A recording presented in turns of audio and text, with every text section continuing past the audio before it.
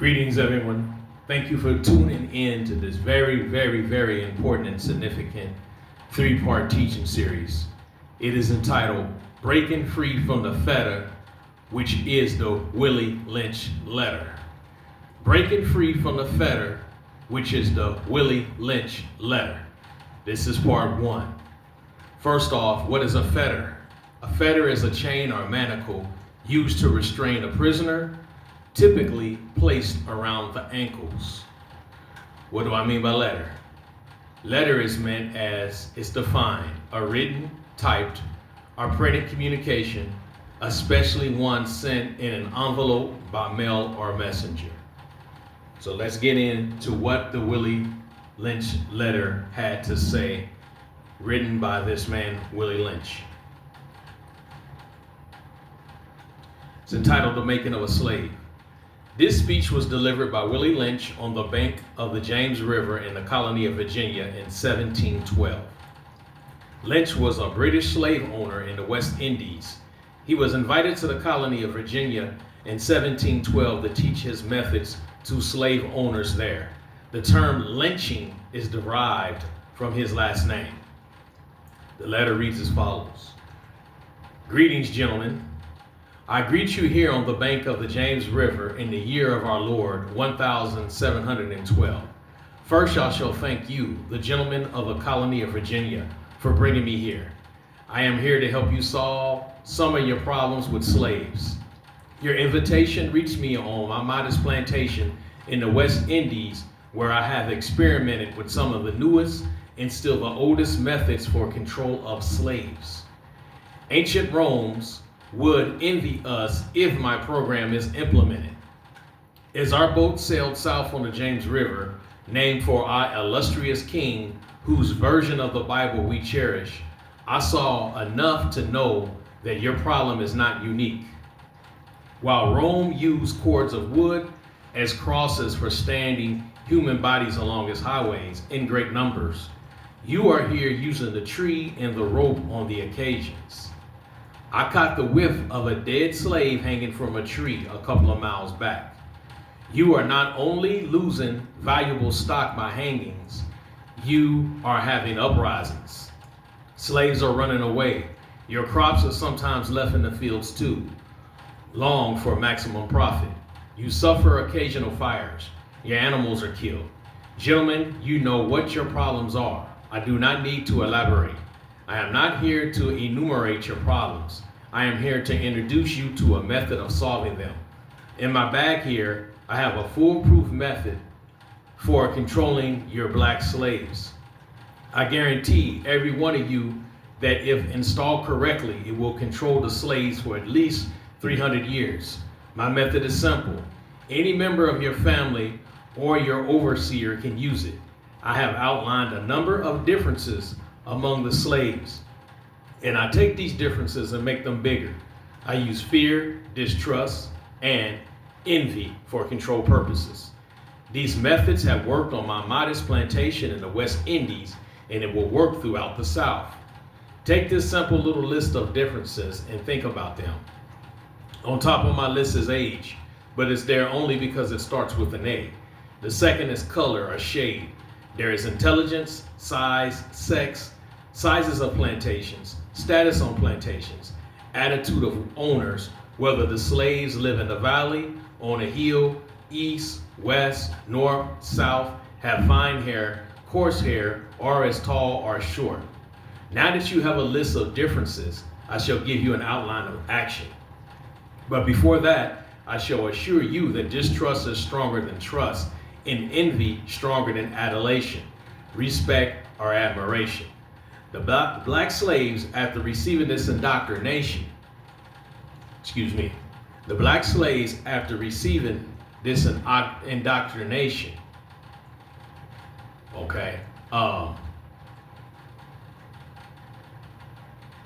shall carry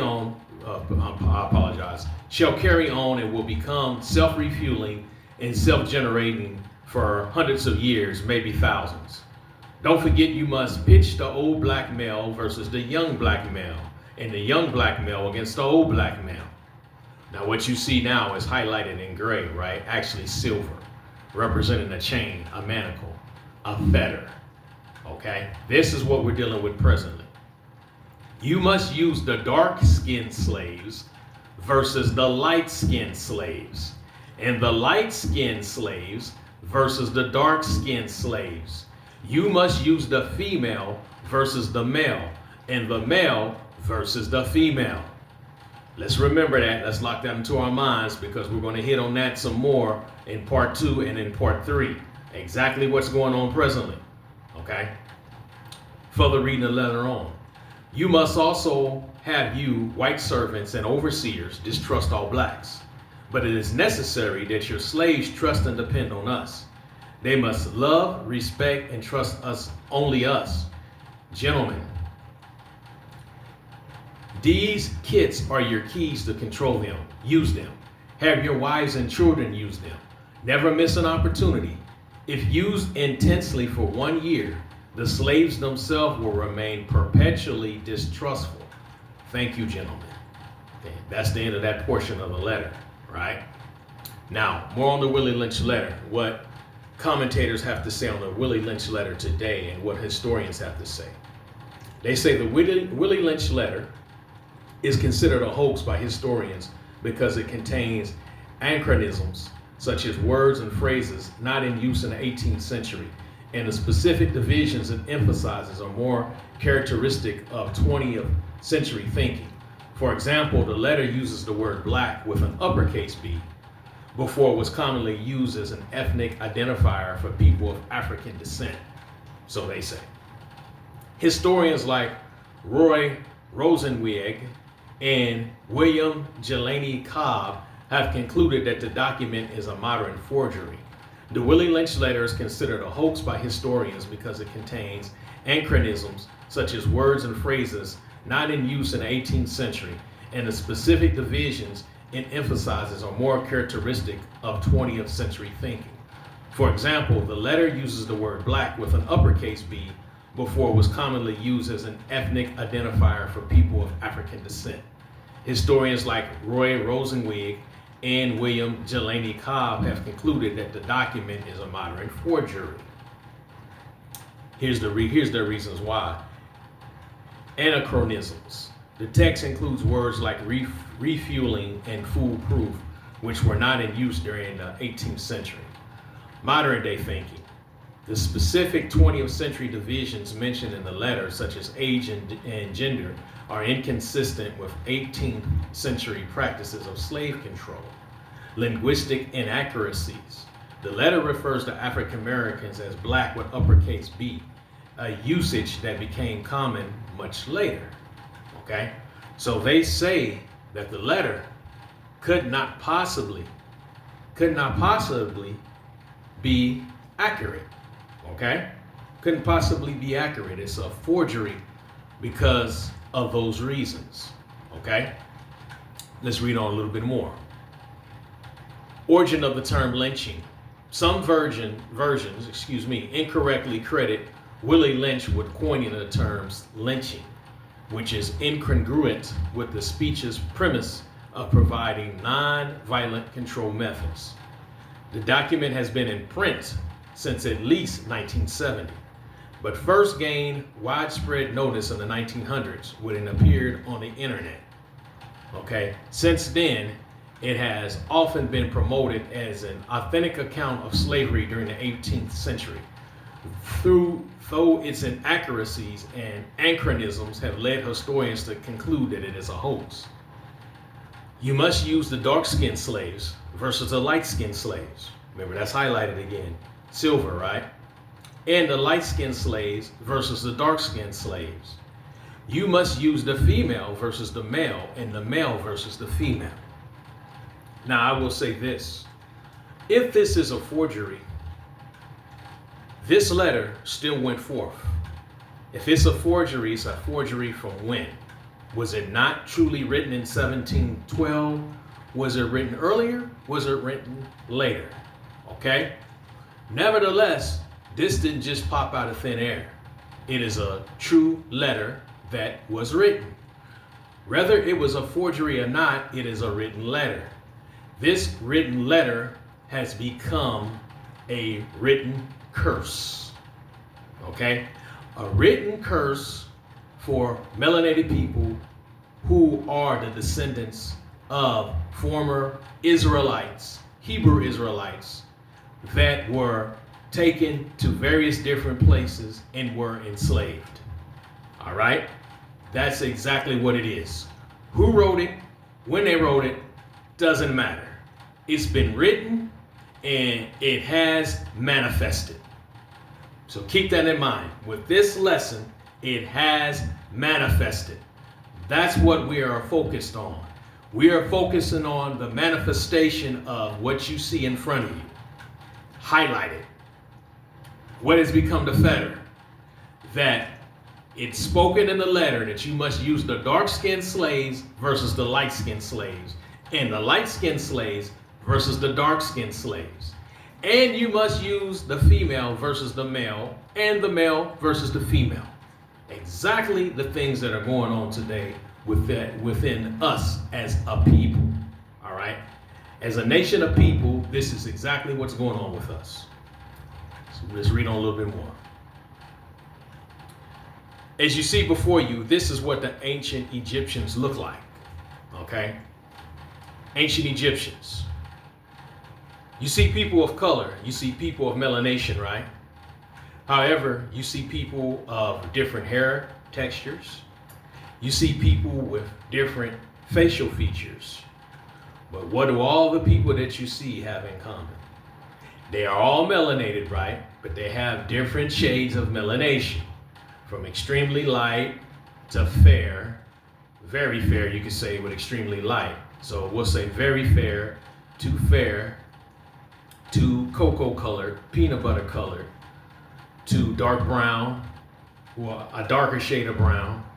And you see black, right? A blackish skin color, a darker toned skin color, right? So would you agree? This is information that's right before us, information that's on the internet, information that was once in books. How ancient Egyptians looked. You see the variations in features, you see the variations in skin tones, but they all are people of color, are they not? Okay, since we are in agreement, let us move on. Let us get into the word. The word of the Most High. So we're going to look at Genesis, the book of Genesis, chapter 42, starting at verse 1. And it reads as follows. Now when Jacob saw that there was corn in Egypt, Jacob said unto his sons, why do you look one upon another? And he said, behold, I have heard that there is corn in Egypt. Get you down thither and buy for us from thence, that we may live and not die. And Joseph's 10 brethren went down to buy corn in Egypt. And this is during the time where Joseph had been in Egypt for a long period of time. But Benjamin, Joseph's brother, Jacob sent not with his brethren, for he said, lest peradventure mischief befall him. So the youngest didn't come along. They didn't allow the youngest to come along. Verse 5, and the sons of Israel came to buy corn among those that came for the famine, which was in the land of Canaan. And Joseph was the governor over the land, and he it was that sold to all the people of the land. And Joseph's brethren came and bowed down themselves before him with their faces to the earth. And Joseph saw his brethren and knew them, but made himself strange unto them and spoke roughly unto them. And he said unto them, whence come ye? And they said, from the land of Canaan, to buy food. And Joseph knew his brethren, but they knew him not. Joseph and his brethren, they were the sons of Israel, right? So they were Israelites, correct? So remember, they had plotted to kill Joseph, but then Reuben decided, no, let's not kill him. Let's sell him. So he was sold, right? And then resold, right? He ends up in the land of Egypt. He spends some time there, working the house. He spent some time there incarcerated. Then he has spent further time there, raised up as governor over the whole land, right? second in command to Pharaoh, the leader of Egypt himself, right? The king of Egypt himself, right? So he recognizes his brothers, but his brothers do not recognize him. How come his brothers do not recognize him now in the land of Egypt? Okay. How come his brethren do not recognize him now in the land of Egypt? It's because Israelites and Egyptians looked alike. All right. Need further proof? Let's go to the book of Exodus, chapter 2, starting at verse 16.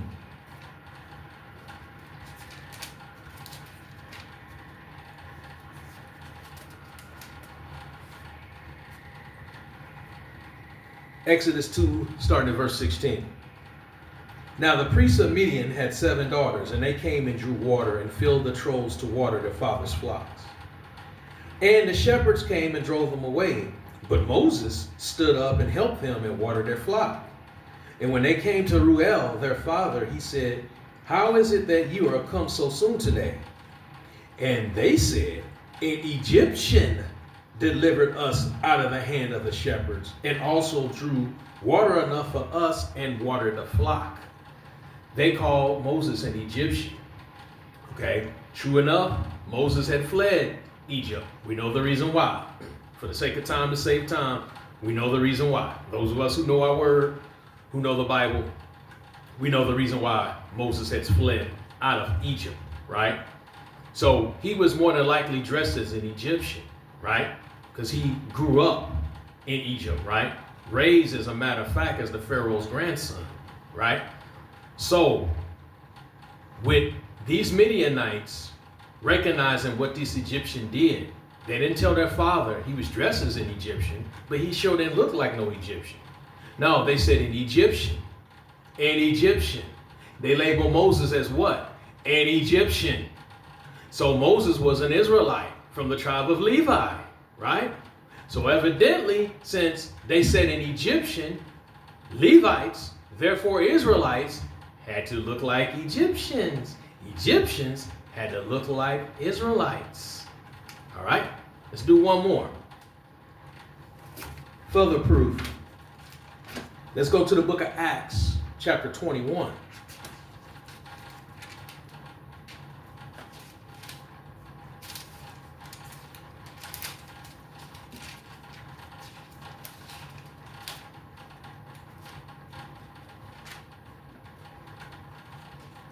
Okay, book of Acts, chapter 21, starting at verse 37. And Paul was to be led into the castle. He said unto the chief captain, "May I speak unto thee?" Who said, "Canst thou speak Greek?" So Paul spoke Greek to the chief captain, right? Okay, verse 38. This surprised the chief captain, correct? Surprised him. That's why he asked, "Canst thou speak Greek?" Right? Question mark. Verse 38. Art not thou that Egyptian which before these days made us an uproar and lead us out into the wilderness, 4,000 men that were murderers? But Paul said, "I am a man which am an Israelite of Tarsus, a city in Cilicia, a citizen of no mean city. And I beseech thee, suffer me to speak unto the people." All right. So the Apostle Paul, those of us who know our word, what tribe was he from? He was from the smallest tribe of all the Israelite tribes. He was from the tribe of Benjamin. Nevertheless, he was still an Israelite. But here it is, this chief captain, which is surprised that he can speak Greek. He's thinking, "I thought you was an Egyptian." An Egyptian that couldn't speak Greek, evidently. But no, the Apostle Paul was a whole Israelite from the tribe of Benjamin. So if this chief captain mistakes Paul to be an Egyptian, what does that tell us? That tells us, even from the tribe of Benjamin, which are Israelites, they look like who? The Egyptians. Egyptians also look like who? The Israelites. Okay? We see in Genesis 42, Joseph, right? one of the 12 sons of Jacob, of Israel. So he was an Israelite. But yet his brothers didn't even recognize him once he was, a certain age and grown. Why? Because the Egyptians looked like the Israelites looked like the Egyptians. All right?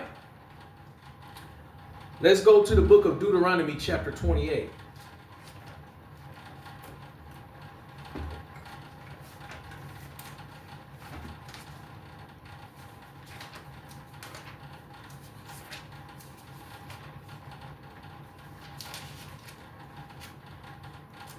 Deuteronomy 28 and 49.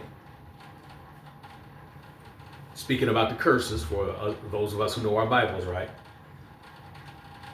It says, okay, the Most High shall bring a nation against thee from far, from the end of the earth, as swift as the eagle flieth, a nation whose tongue thou shalt not understand. So keep that in mind. A nation whose tongue thou shalt not understand. So they should speak in a language that you don't understand. Okay? Many people say, okay, yeah, the Edomites. No. Edom, Esau, and Jacob were both brothers, right? Same mama, Rebecca, same daddy, Isaac, right? They were brothers. They both spoke one another's tongue. I don't care if they did move to different lands. They would still be able to understand one another because they would still understand one another's birth tongues. Okay? All right. Verse 50. A nation of fierce countenance which shall not regard the person of the old nor show favor to the young. Okay? Will not regard person of old or show favor to the young. And he shall eat the fruit of thy cattle and the fruit of thy land until thy be destroyed, which also shall not leave thee either corn, wine, or oil, or the increase of thy kine, or flocks of thy sheep, until he have destroyed thee. And he shall besiege thee in all thy gates, until thy high and fenced walls come down, wherein thy trust. Throughout all the land, and he shall besiege thee in all thy gates throughout all thy land, which the Most High thou Eluah have given thee. And thou shalt eat the fruit of thy own body, and the flesh of thy sons and of thy daughters, which the Most High thou Eluah have given thee, in the siege and in the straitness wherewith thy enemies shall distress thee, so that the man that is tender among you, and very delicate, his eye shall be evil toward his brother, and toward the wife of his bosom, and toward the remnant of his children, which he shall leave. So even the most tender and delicate of men would have an evil eye towards his brother, and toward the wife of his bosom, and toward the remnant of his children, which he shall leave. What people does that sound like it's talking about? Especially having an evil eye towards his brother. Even the most delicate and tender of men would still look at his brother. For some reason, I don't like that. I don't know what it is, but I just don't like him. You don't even know him. You ain't even met him yet. I know, but I just don't like him. I don't like what I see. Aha. Think about that. Okay. Verse 55. So that he will not give to any of them of the flesh of his children whom he shall eat, because he have nothing left in him in the siege and in the straitness, wherewith thy enemies shall distress thee in all thy gates. The tender and delicate woman among you. That's talking about the women, which would not adventure to set the sole of her foot upon the ground for delicateness and tenderness. Her eye shall be evil towards the husband of her bosom. I can't stand my man. Ooh, I hate him. Right? And toward her son and toward her daughter. This man ain't giving me these kids. Look just like his trifling you know what. I can't stand the kids either. Who does that sound like? All right? Who does that sound like? Verse 57. And toward her young one that cometh out from between her feet. That's the children that she had, right? That she born, right? And toward her children which she shall bear. She's going, I shouldn't even never got pregnant. I only got pregnant to get certain benefits out of it. I never should have got pregnant if I knew it was going to be like this. Come on, y'all. We've all heard this. Come on.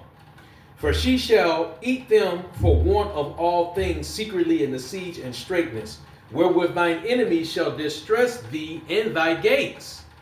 Enemy's going to distress you in your own living place, in your own hood, right? In your own neighborhoods. They're going to distress you. Who do we think it is talking about? The answer is obvious. The answer is obvious. Now, this is part of the curses that was brought on the people who brought this upon themselves, right?